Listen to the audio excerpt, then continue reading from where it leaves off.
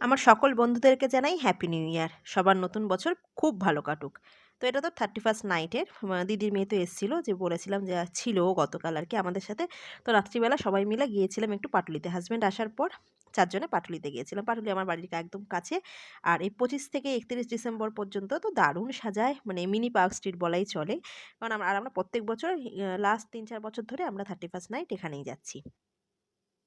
আর এসে একটু ঘোরাঘুরি করলাম। এত সুন্দর সাজানো সবকিছু দেখে ওরা একটু ফটো-টটো তুললো। তারপরে একটু খাওয়া-দাওয়া করে বাড়ি চলে গেছি। এসছিলাম অনেকটা রাতে, প্রায় 11:30 পৌনে 12টার সময় এসছিলাম। তো ওখানে ওরা খেলো ওই চিকেন ফ্রাই, মানে উইংস ফ্রাই যেটা আরকি।